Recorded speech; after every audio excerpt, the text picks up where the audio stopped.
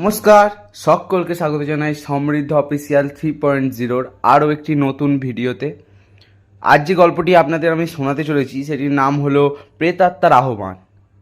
তা সবাই তৈরি হয়ে যান কানে হেডফোন দিয়ে গল্পটিকে অনুভব করার জন্য। তা গল্পটি আমি এখান থেকে শুরু করছি। আজও মনে আছে সেই রাতটার কথা। ঘন কালো মেঘে আকাশটা ছেয়ে আছে, মাঝে মাঝে বিদ্যুৎ চমকাচ্ছে আর তার আলোই দেখা যাচ্ছে আমাদের পুরনো বাড়িটা প্রায় 100 বছরের পুরনো। আমার ঠাকুরদা বলতেন বাড়িটা নাকি একটা ইতিহাস আছে, একটা ভয়ঙ্কর ইতিহাস। ছোটবেলায় গল্পটা শুনে গা শিউরে উঠত। তাই যখন বাড়িটা বিক্রি করার কথা উঠল আমি খুশি হয়েছিলাম। কিন্তু সেই রাতের ঝড়ে সব হিসেব পাল্টে গেল। সকালে জানতে পারলাম পুরনো চাকর রমেনদা বাড়িটার একটা অংশ সংস্কার করার সময় একটা দেওয়ালের মধ্যে একটা পুরনো সিন্দুক খুঁজে পেয়েছে। সিন্দুকটা লোহার আর তাতে একটা অদ্ভুত চিহ্ন আঁকা। আমরা সেটা খোলার চেষ্টা করলাম, কিন্তু পারলাম না। অজ্ঞতা একজন তালা চাবিওয়ালাকে ডেকে আনা হলো। সে সিন্দুকটা খুলে বলল এর মধ্যে কিছু নেই, কিন্তু সিন্দুকের ভেতরে একটা ভাঙা কালো মাটির পুতুল, একটা ছেঁড়া মখমলের থলি আর একটা পুরনো জং ধরা তালা পড়েছিল। রমেনদা বললেন, এই জিনিসগুলো ভালো না দাদা, এগুলো অশুভ। কিন্তু আমি তার কথা পাত্তা দিলাম না। রাতে আমি সেই জিনিসগুলো নিয়ে নিজের ঘরে চলে এলাম। হঠাৎ একটা তীক্ষ্ণ হাওয়া এসে আমার ঘরের জানালাগুলো সব খুলে দিল। আমি উঠে বন্ধ করতে যাব এমন সময় একটা অশরীরী ছায়া দেখতে পেলাম। প্রথমে ভেবেছিলাম মনের ভুল, কিন্তু ঘরের মধ্যে জিনিসগুলো আপনা আপনি নড়তে লাগলো। আমি ভয় পেয়ে সেই পুরনো মাটির পুতুলটা ছুঁড়ে ফেলে দিলাম। পুতুলটা পড়ার সাথে সাথে একটা ভয়ঙ্কর শব্দ হলো, যেন অনেক দূর থেকে কেউ চিৎকার করে ডাকছে। পরের কয়েকটা রাত আমার দুঃস্বপ্নে কাটলো। আমি স্পষ্ট দেখতে পেতাম একটা মেয়ে যার শরীরটা পুতুলের মতো ভাঙা। সে আমাকে বলেছে, তুমি আমাকে ফিরিয়ে দাও, আমার শরীরটা ফিরিয়ে দাও। আমি ঘুমের ঘোরে চিৎকার করে উঠতাম। দিনের বেলায়ও বাড়িটা যেন একটা প্রেতপুরী হয়ে উঠেছিল। চারিদিকে কেমন একটা চাপা বিষণ্ণতা। রমেনদা আমাকে বললেন, দাদা আমি আর পারছি না, এই বাড়িতে একজন অশুভ আত্মা আছে। অনেক বছর আগে একজন মহিলা এই বাড়িতে আত্মহত্যা করেছিলেন, তার আত্মা এই বাড়িতে বন্দি আছে।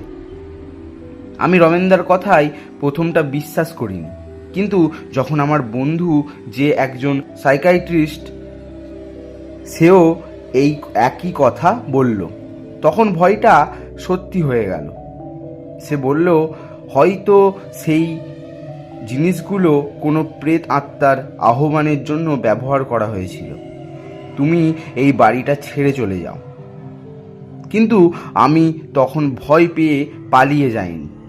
আমি জানতে চাইছিলাম কে সেই মহিলা, কেনই বা তিনি আত্মহত্যা করেছিলেন, কি তার সেই গোপন ইতিহাস।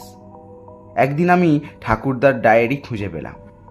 ডায়েরিটাতে খুলতেই আমি যেন একটা ভিন্ন জগতে চলে গেলাম। ডায়েরিতে লেখা ছিল 100 বছর আগে ঠাকুরদার এক ভাই এই বাড়িটা মালিক ছিলেন। তার নাম ছিল শশাঙ্ক। শশাঙ্ক একজন সাধক ছিলেন। তিনি অশরীরী আত্মাকে বশে আনার জন্য অনেক তন্ত্র সাধনা করতেন। একদিন তিনি এক গরিব পরিবারের এক মেয়েকে ধরে নিয়ে আসেন। সেই মেয়েটি ছিল খুব সরল আর পবিত্র। শশাঙ্ক সেই মেয়েটিকে বলি দিতে চেয়েছিল, কিন্তু মেয়েটি আত্মহত্যা করে।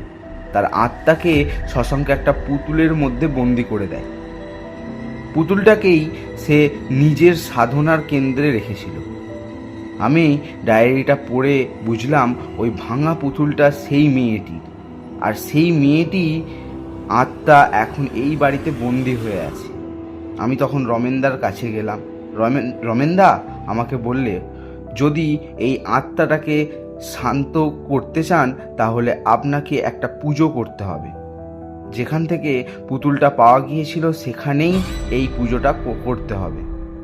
আমি রমেনদার কথা মতো পূজার আয়োজন করলাম।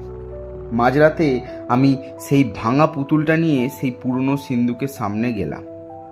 আমি দেখলাম পুতুলটা থেকে একটা নীল রঙের আলো বের হচ্ছে। একটা অশরীরী ছায়া আমার দিকে এগিয়ে আসছে। আমি পূজার মন্ত্র পড়তে শুরু করলাম। সেই মুহূর্তে একটা ভয়ঙ্কর শব্দ হলো। সব কিছু যেন কেঁপে উঠল। সেই অশরীরী ছায়াটা আমার দিকে ছুটে এলো। আমি ভয় পেয়ে চোখ বন্ধ করে ফেললাম।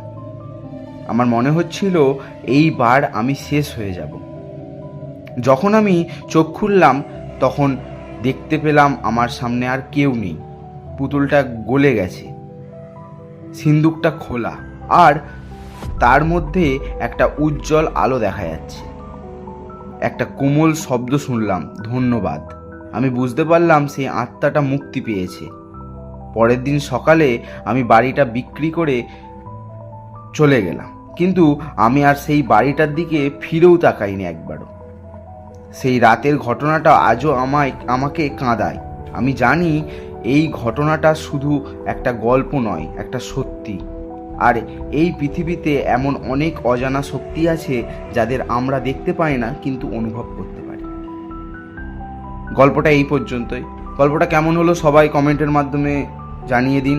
চ্যানেলটাকে সাবস্ক্রাইব করুন এবং আমাদের ভিডিওটাকে একটু লাইক করে দিন এবং আমাদের বেল আইকনটিকে অলে প্রেস করে দিন যাতে আমার শেয়ার করা প্রত্যেকটি গল্পের নোটিফিকেশান আপনার কাছে পৌঁছাতে পারে। তা আজকের গল্পটা এই পর্যন্তই। দেখা হচ্ছে আবার নেক্সট কোনো ভৌতিক গল্প বা ঘটনার ভিডিওতে।